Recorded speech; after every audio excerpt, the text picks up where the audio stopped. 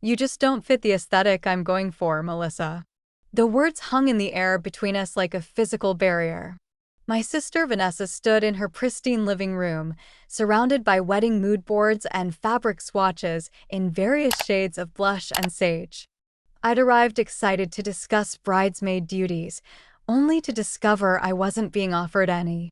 The photos need to look cohesive, she continued, her tone matter-of-fact as if discussing the weather rather than excluding her only sister from her bridal party. Everyone will be wearing size 4 dresses, and they're all at least 5'8".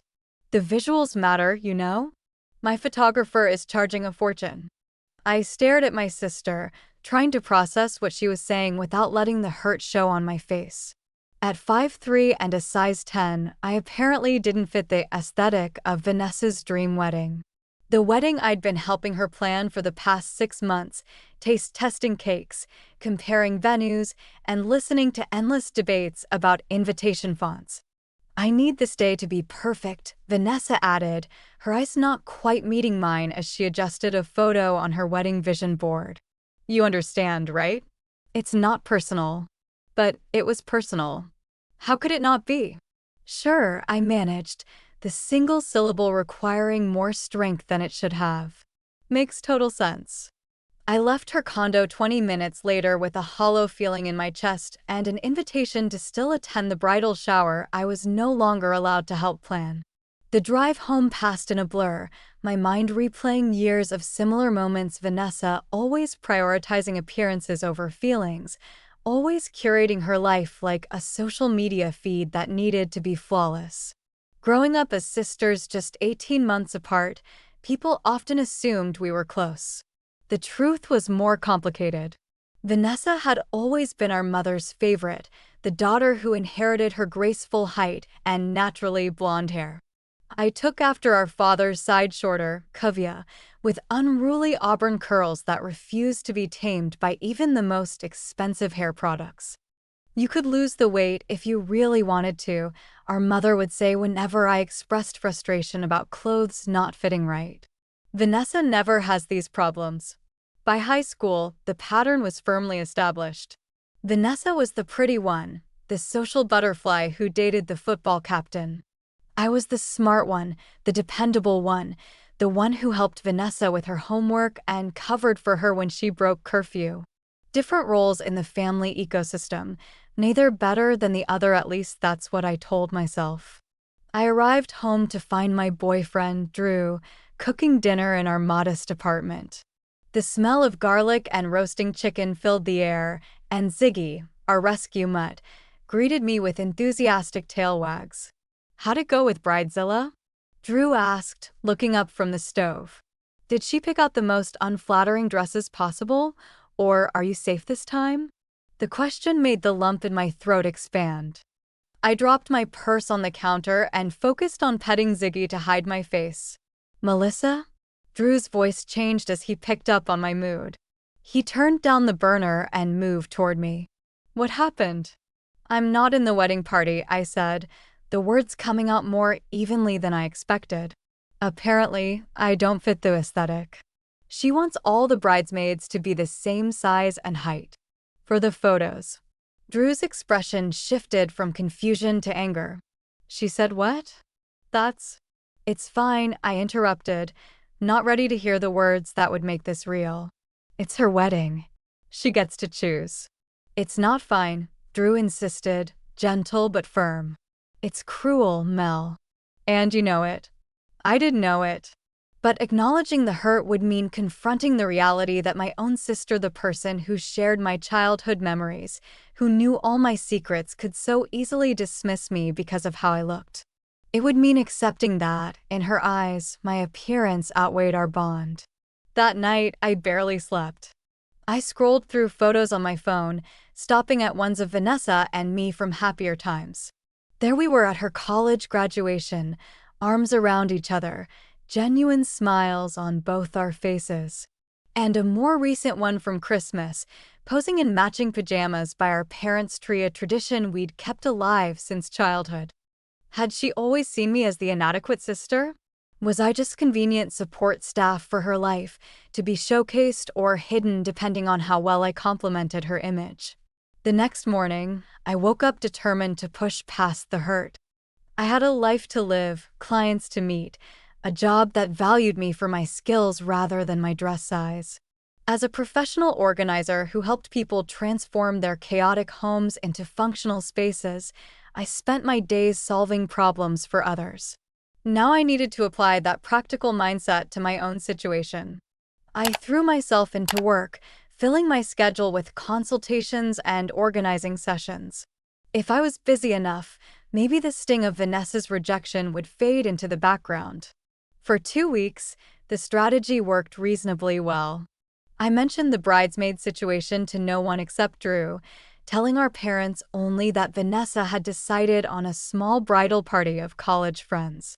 Then came the text that disrupted my carefully constructed emotional distance. "Need a huge favor," Vanessa's message read. "Can I borrow your gold dress?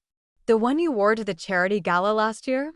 Having dinner with Julian's parents at the Mayfair tomorrow, and all my good dresses are at the cleaners." The dress she was referring to was my pride and joy, a splurge purchase for a rare formal event.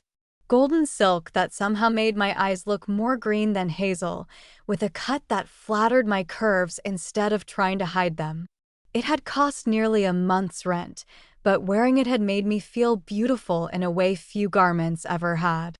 I stared at the text, my thumbs hovering over the keyboard. The petty part of me wanted to respond with a screenshot of her own words about aesthetics and size 4 dresses, but something more complicated stirred inside me. "Sure," I typed instead. "When do you want to pick it up?" Vanessa arrived at my apartment the next afternoon, all smiles and air kisses as if our last conversation had never happened. She followed me to the bedroom while chattering about wedding details and her future in-laws' expectations. "Julian's mother is so particular about everything," she sighed, perching on the edge of my bed. "Nothing I wear is ever quite right. Too casual, too flashy, too something." I pulled the dress from its protective garment bag and laid it across the bed. The gold fabric caught the light, shimmering softly. "It's perfect," Vanessa breathed, reaching out to touch the material. "This will definitely impress Victoria. She appreciates quality." "You can try it on if you want," I offered, gesturing toward my closet. "Make sure it fits." Vanessa hesitated, glancing at the dress and then at me.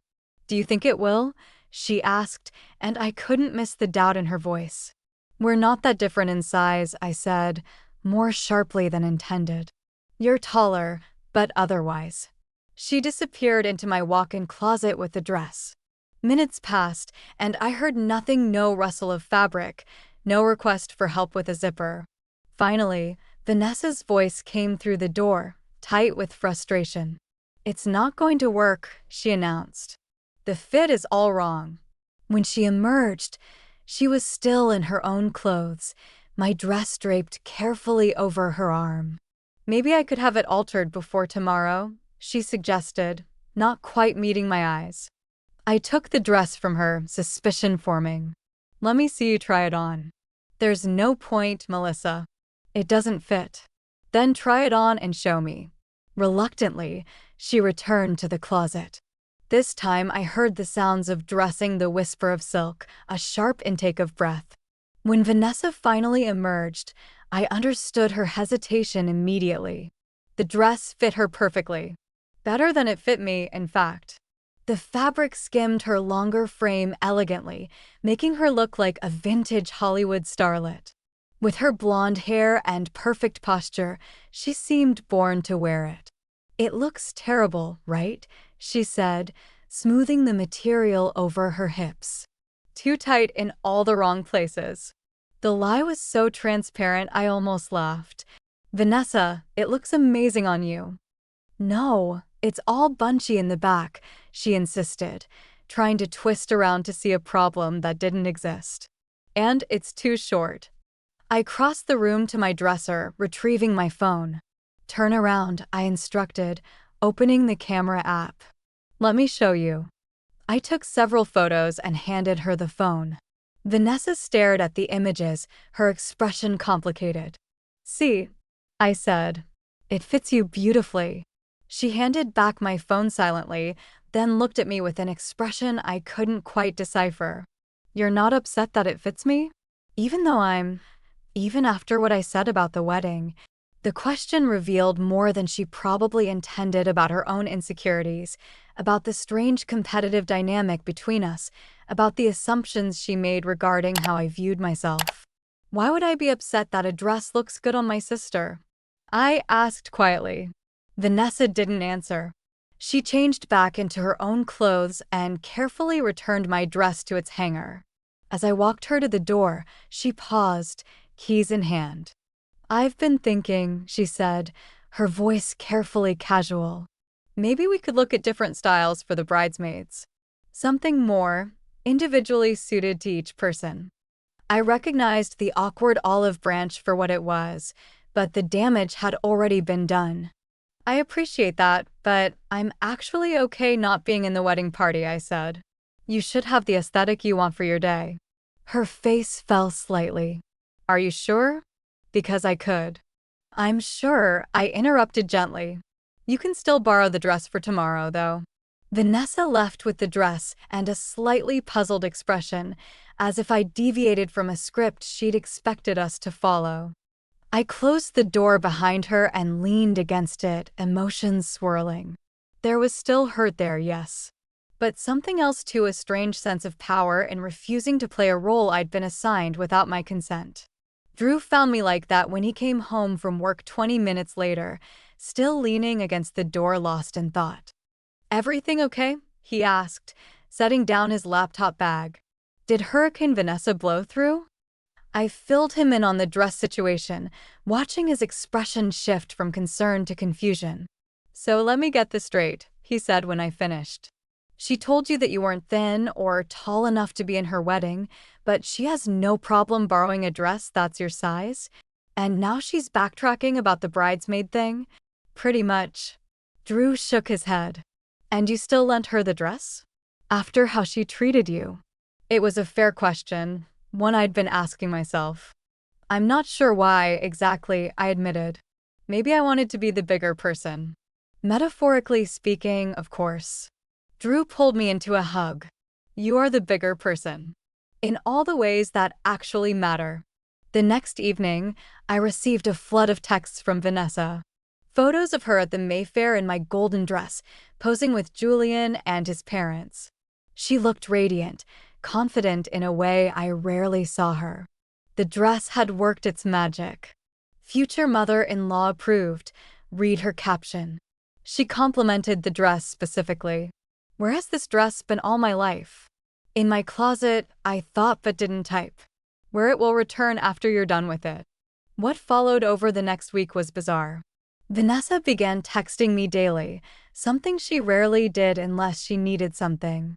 She sent links to articles about body positivity and inclusive bridal boutiques. She invited me to coffee, just to catch up.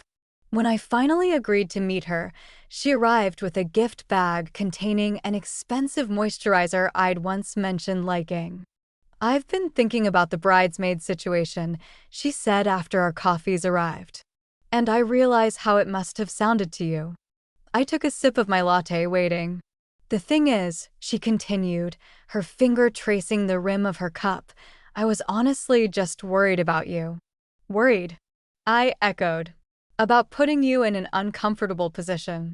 Being in a wedding is stressful, all those eyes on you, the professional photos everywhere. I know you've always been self-conscious, and I thought." She trailed off as she saw my expression change. "You thought you were protecting me," I finished for her. "By excluding me." Vanessa nodded, looking relieved. "Exactly. I didn't want you to feel anxious or compared to the other girls." It was such a masterful reframing that for a moment I almost believed her. Almost.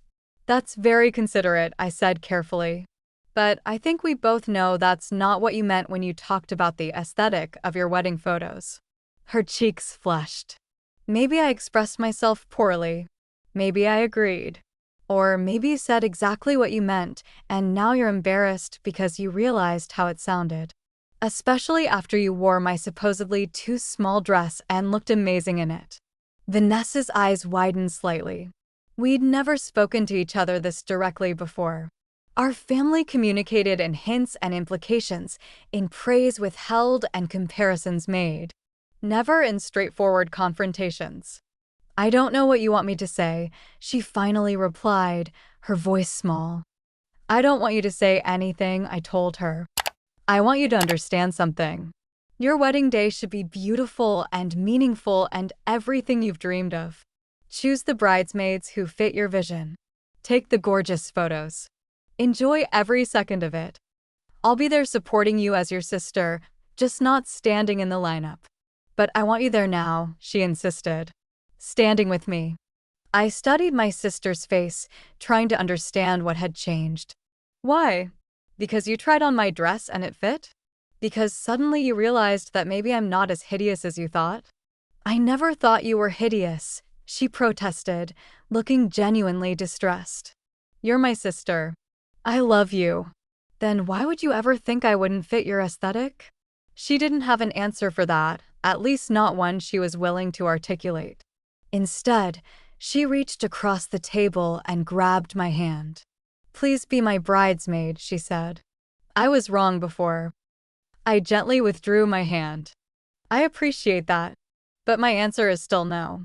The hurt that flashed across her face was real, and for a moment I almost reconsidered. But something had shifted inside me during that conversation in my bedroom when she'd tried on my dress and lied about how it looked. I'd glimpsed a pattern I'd been participating in my entire life without fully recognizing it. "Is this because you're angry? Are you punishing me?" Vanessa asked, a familiar note of accusation creeping into her voice. I shook my head. "It's because I'm finally understanding something important. You didn't exclude me from your wedding because of how I look. You did it because of how you think I look. And those are very different things." As I spoke, I realized the truth behind my words. My entire life, I'd absorbed other people's perceptions of my body, my mother's disapproving glances, Vanessa's backhanded compliments, society's messaging about which bodies were valuable and which weren't. Somewhere along the way, I'd internalized the idea that my size 10 frame was a problem to be managed, a flaw to be minimized. But recently, something had been shifting. Maybe it started with Drew, who looked at me with genuine desire and never suggested I'd change. Or with my clients, who valued my organizational skills without caring about my dress size. Or perhaps it was simply the accumulation of years spent living in this body, learning its strength and capabilities, its resilience and grace. "I like how I look," I said, the declaration surprising even me with its conviction. "I'm comfortable in my skin in a way you might not understand. And I don't want to be included in your bridal party because you're feeling guilty or because you suddenly realized I'm not as unattractive as you thought. That's not a basis for celebration." Vanessa was crying now, silent tears tracking her perfect makeup. "I've really messed this up, haven't I? You hurt me," I acknowledged. "But this isn't just about that. It's about me deciding not to participate in something that started from a place of judgment rather than love." We sat in silence for a while, the coffee shop bustling around us. Finally, Vanessa wiped her eyes and straightened her shoulders. "I understand," she said, though her expression suggested she didn't. "Not really." "But will you still come to the wedding?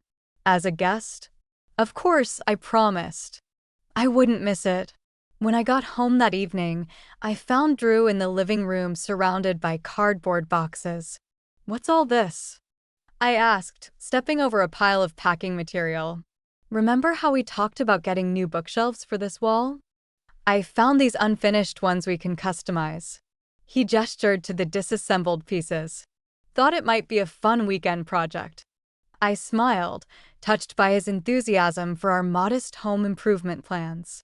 After the emotional intensity of the day, this simple domestic scene felt grounding. "How was coffee with Vanessa?" he asked, setting aside an instruction manual.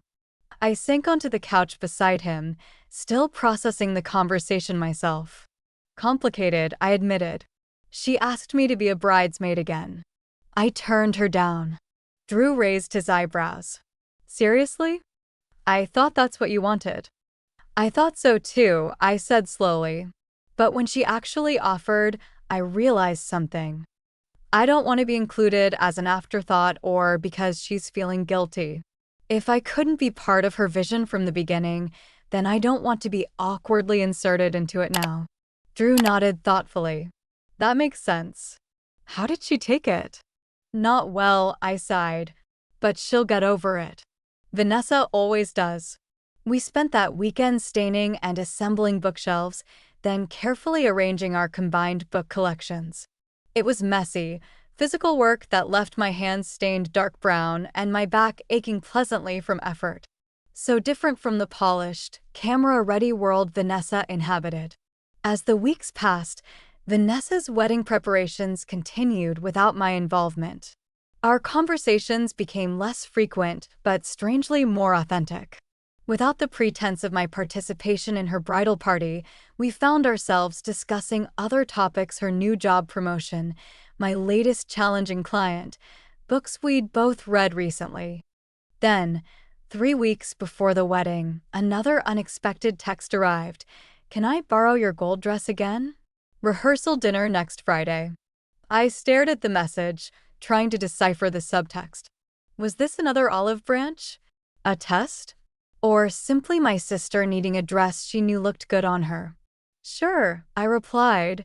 Should I drop it off, or do you want to pick it up? I'll come by tomorrow if that works, she wrote back. And Mel? Thanks. Vanessa arrived the next evening looking uncharacteristically nervous. She fidgeted with her car keys as I retrieved the dress from my closet. I have something to tell you, she blurted as I handed her the garment bag. I changed all the bridesmaid dresses. Everyone's wearing something different now, styles that suit their individual body types. In complementary colors rather than matching. I blinked, surprised by this deviation from her meticulously planned aesthetic. That's a big change. What made you decide to do that? Vanessa set the dress aside and sat down on my couch. Honestly, you did. What you said about perception versus reality. It made me think about why I was so fixated on everything looking a certain way. She took a deep breath. The truth is, I was terrified of being judged. Julian's family is so perfect and put together, and I wanted everything about our wedding to be flawless. As if that would somehow prove I was good enough to join their family. It was the most vulnerable I'd seen my sister in years, maybe ever. The admission cracked something open between us, revealing a shared insecurity I'd never recognized. While I'd been feeling inadequate compared to Vanessa, she'd been battling her own feelings of inadequacy elsewhere. I know it's too late to change your mind about being a bridesmaid, she continued. And I understand why you said no. I just wanted you to know that I'm trying to see things differently. I sat down beside her. Thank you for telling me that. Vanessa picked up the garment bag, her fingers smoothing over the fabric. This dress, she said softly. When I wore it to dinner with Julian's parents, Victoria said I looked radiant. Not thin or stylish or put together. Radiant. She glanced at me. No one had ever described me that way before. It's a special dress, I agreed. It's not just the dress, though, she insisted. It's something about how it makes me feel when I wear it. Like I don't have to worry about sucking in my stomach or whether my arms look flabby. I just feel good. I smiled, recognizing exactly what she meant. That's why I bought it.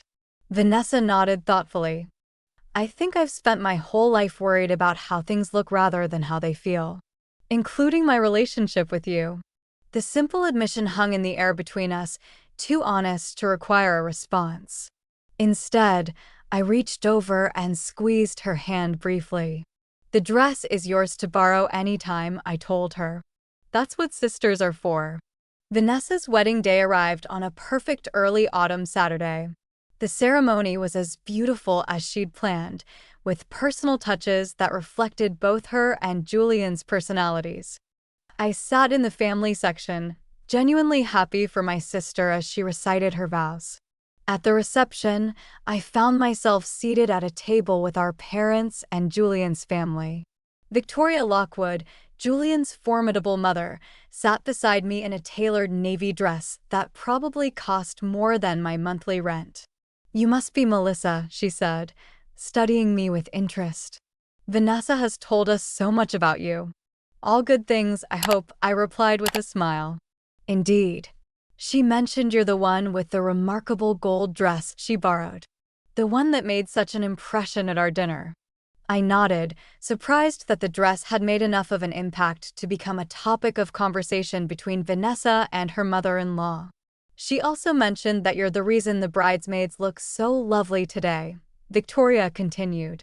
"That changing to individualized styles was your suggestion." I glanced toward the head table, where the bridal party sat in their varied dresses, different styles that flattered each woman's body type while coordinating beautifully in complementary jewel tones. "I wouldn't say it was my suggestion exactly," I demurred. Victoria smiled knowingly. "Sometimes our influence is felt even when we're not directly involved. Sisters have a way of shaping each other, don't they?" Before I could respond, the DJ announced the first dance.